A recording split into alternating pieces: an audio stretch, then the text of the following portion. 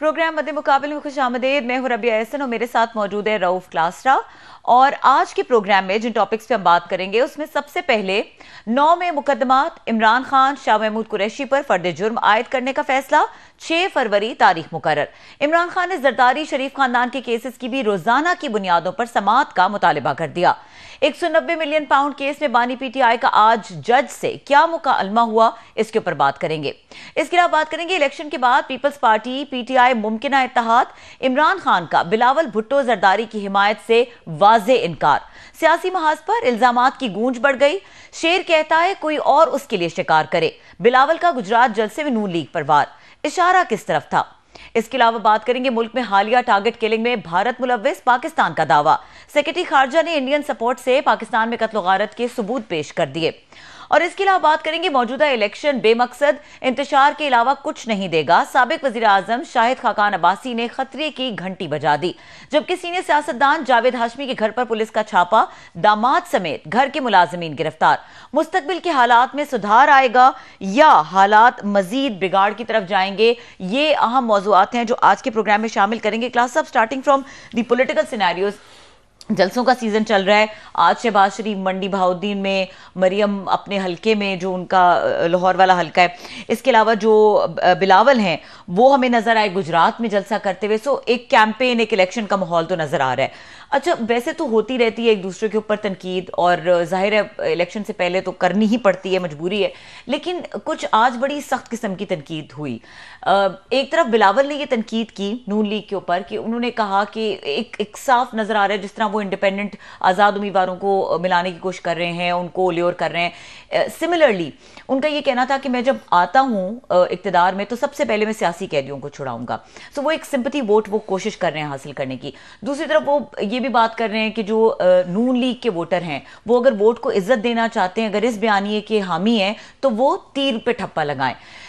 जवाब में जो शहबाज शरीफ है उन्होंने बड़ी इन पे सख्त तनकीद की। उन्होंने कहा कि जो सियासी कैदियों की आप बात कर रहे हैं तो आप पहले जो निजी जाती जेलें हैं उनको बंद कराएं, वहां पे जो जुल्म हो रहे हैं उसकी तरफ नजर डालें। तो ये जो चल रहा है इनका एक दूसरे के ऊपर जिस तरह के अटैक्स चल रहे हैं, इसको किस तरह से देख रहे हैं? बड़ा अहम आपने एक कम्प्रिहेंसिव पूरा सवाल किया है, उसको मैं कोशिश करता हूँ मुख्तसरन से जवाब दूँ। पहले तो मैं एक दाद देना चाहता हूँ कि अभी हम देख रहे थे कि ये कुछ दिन पहले ये जरदारी साहब जो है उन्होंने कहा जनाब कि बिलावल मेरा वज़ीर आज़म है, उन्होंने अपने बेटे को पुट किया as prime minister candidate, fair enough.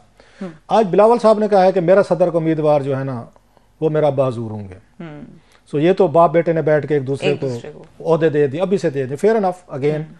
इसके बाद उन्होंने कहा जनाब कि अब मार्केट में खबरें आना शुरू हो गई कि अगर इनके पास मेजॉरिटी आ गई इनके नवाज लीग के पास, तो मुमकिन है कि नवाज शरीफ साहब जो है ना खुद वज़ीर आज़म ना बने, वो जाके सदर बन जाएं और मरियम नवाज साहबा को वज़ीर आज़म बना दें। तो यहाँ भी कौम को मुबारक हो जनाब के बाप यहाँ सदर होगा तो बेटी जो है वज़ीर आज़म होंगी। अगेन ये जमहूरियत है। अब इसमें मुझे समझ नहीं आ रही कि फिर शहबाज शरीफ साहब और हमजा शहबाज शरीफ साहब की क्या इक्वेशन बनेगी।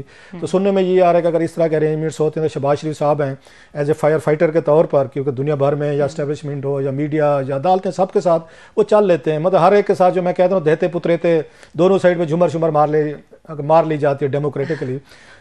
सो वो यहाँ पे आ जाएंगे तो हमजा को फिर वो दे देंगे, पंजाब देंगे, इनको पास सिंध ऑलरेडी वो तो मिला हुआ है इनको, इनके पास पीपल्स पार्टी को साथ, ये चीज़ें तो पहले से तय हो चुकी हैं।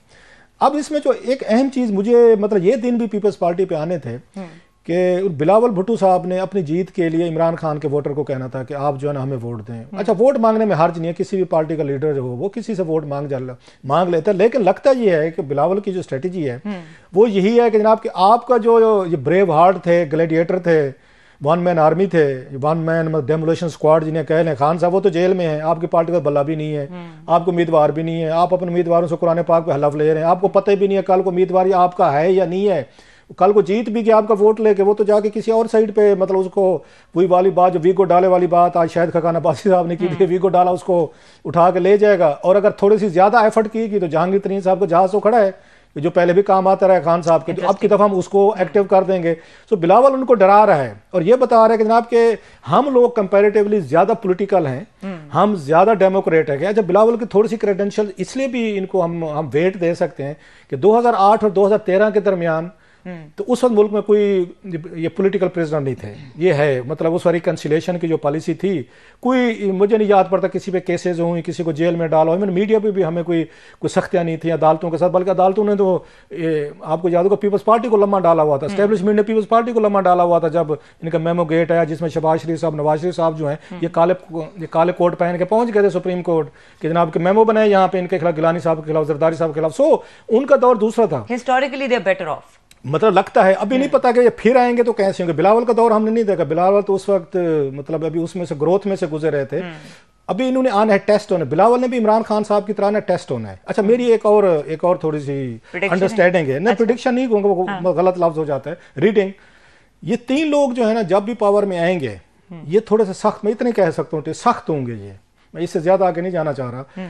इमरान खान साहब, बिलावल साहब और मरियम नवाज साहबा, ये जब पावर में आएंगे, बिलावल भी, यस ऑफ कोर्स, उसकी मैं आपको रीजनिंग बताता हूँ, why I am saying that, कि तीनों ये नहीं होंगे जो आपको नजर। इमरान खान साहब अपोजिशन में बिल्कुल मुख्तलिफ बंदे नजर आते थे, लोग कहते थे भोले हैं, सिंपल हैं, हमने देख भी लिया है। मैं उसी पे आ रहा हूँ, इन्हें कुछ पता ही नहीं है। पूरी दुनिया, पूरा पाकिस्तान, हमारे एंकर, हमारे दानिश्वर, हमारे कालम निगार, फिल्म स्टार, एक्टर सारे पहुंच गए कि खान साहब भोले हैं तो कोई इनको कोई चक्कर ना डाल दे, बेचारे खान साहब लुटे ना जान। पूरा मुल्क पहुंच गया।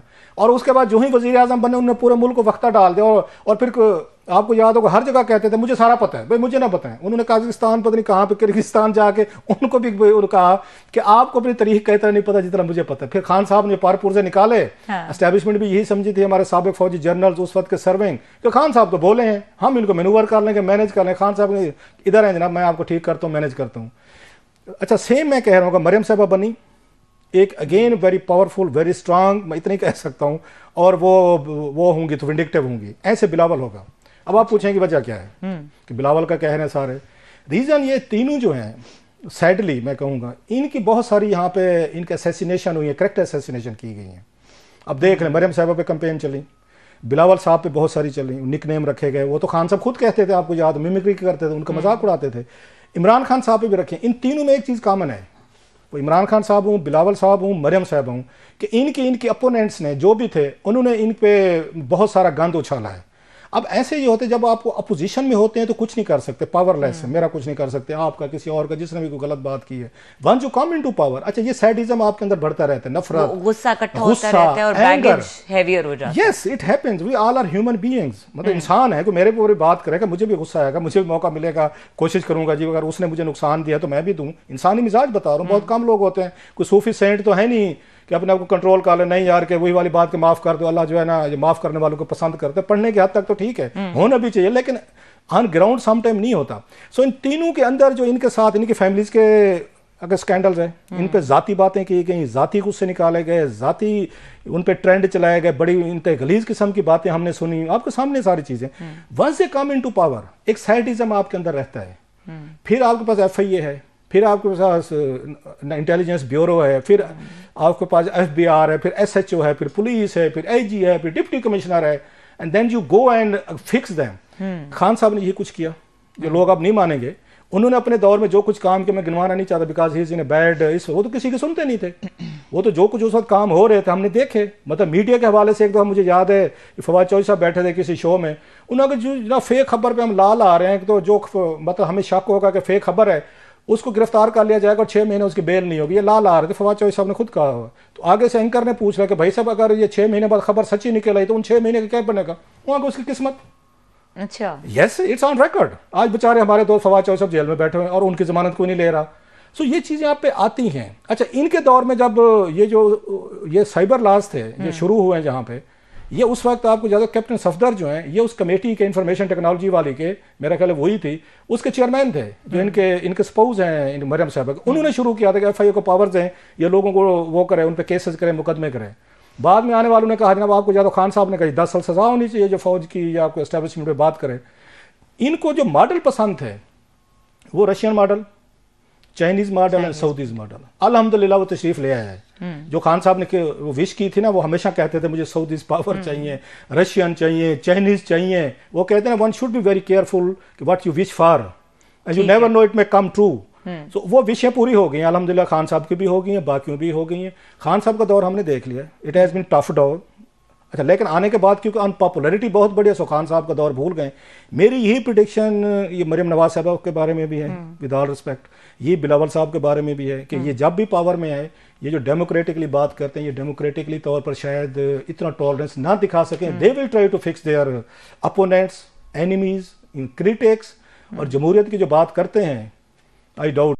हालांकि मेरा दिल चाह रहा था मैं ज्यादा एक्सप्लेन करके मैं बल्कि एक सवाल भी पूछना चाहती हूँ, अगर क्विकली आंसर दे दें क्लास साहब, क्योंकि ब्रेक की तरफ जाना है। मुझे बताइएगा कि ये जो इस सिनेरियो में, वैसे तो अभी it's too early to ask this question, but you know election is just around the corner, किसकी कैंपेन ज्यादा कन्विंसिंग लग रही है? और फिर लोग कहेंगे हम जो साफ है ना सिनिसिज्म का शिकार होते, कनूतियत, मतलब हमारे पास अच्छी खबर है नहीं, we are the bad messengers, इस वजह लोग कहते हैं कोई उम्मीद वाली बात ही नहीं करते।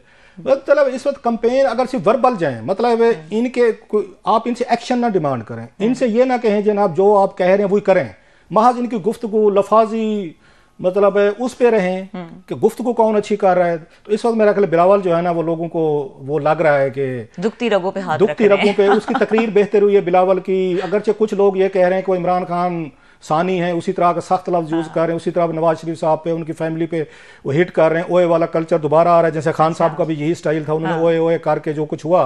सो वो कहते हैं कि इमरान खान साहब को मैच करने की वो कोशिश कर रहे हैं, उनकी उर्दू ठीक हो गई, फ्लुएंसी ठीक हो गई है। अच्छा, फिर वो जहां जाते हैं थोड़े से रेलिवेंट इन्फॉर्मेशन भी दे रहे हैं, सो इसलिए उनको सुना जा रहा है गौर से। अच्छा, खान साहब जेल में है, अब उनके फरमुदात से हम जरा महरूम है इस वक्त। हालांकि होना चाहिए था, मजा लगता, क्या थिएटर लगता, क्या लक्की रानी सर्कस होता, यहाँ पे बैठते और हम एंजॉय करते। उधर से नवाज शरीफ साहब जो हैं वो साफ जरे 2017 में फंसे हुए हैं, वो 1998 में फंसे हुए हैं, 28 में उनका स्क्रिप्ट नहीं नया हो रहा, उनका स्क्रिप्ट, उनको कोई नया कुछ स्क्रिप्ट भी नहीं लिख के दे रहा। कोई इरफान सदीकी साहब से मेरी रिक्वेस्ट है, मियां साहब को नई तकरीर और नए पॉइंट्स हैं, और सदीकी साहब बहुत अच्छे स्पीच राइटर हैं, मोटरवे से निकाले और उन 5 जजेस से निकाले, कम टू द रियलिटी, उनको पोलिंग स्टेशन पे ले, मोटरवे से उन्हें कहें रोड जो है ना जरा आप जरा पोलिंग स्टेशन पे लेकर आए। सो मियां साहब जो हैं वो अभी तक 2 हिस्सों में फंसे हुए हैं। वो इस वक्त उन्हें जो 28 में या 1998 को न्यूक्लियर ब्लास्ट किए थे उससे बाहर नहीं आ रहे, क्रेडिट ले रहे हैं, बिल्कुल उनका क्रेडिट है जनाब। फिर वो 2017 से बाहर नहीं आ रहे, इलेक्शन हो रहे हैं 2024 में, वो लड़ रहे हैं किसकी बुनियाद पे? 2017 की बुनियाद पे। पाकिस्तान और हिंदुस्तान, इंडिया वगैरह जो है, यहाँ पे ये जो मजलूमियत है ना बिकती है। हम बड़े इंतहाई रहमदिल लोग हैं, सेंसिटिव लोग हैं, किसी को मुसीबत में देख के मुश्किल हमारे आंसू बहना शुरू हो जाते हैं और हम रोना धोना शुरू कर देते। बचाए उसने हिंद, सिंध, दिल्ली, बरियाली, लाहौर, कराची, जो बाजार लूटे हो ना, हमें कोई मसला नहीं है। गोल्ड फिश मेमोरी है। क्लास अब ब्रेक लेनी है और ब्रेक के बाद हम बात करेंगे जो मुल्क में हालिया टारगेट किलिंग में भारत के मुलविस होने का इंकशाफ हुआ है। पाकिस्तान का ये दावा है और सेक्रेटरी खारजा की बड़ी इंपॉर्टेंट प्रेस कॉन्फ्रेंस थी जिन्होंने कुछ सबूत भी पेश किए हैं। इसके ऊपर बात करेंगे ब्रेक के बाद, हमारे साथ रहिए।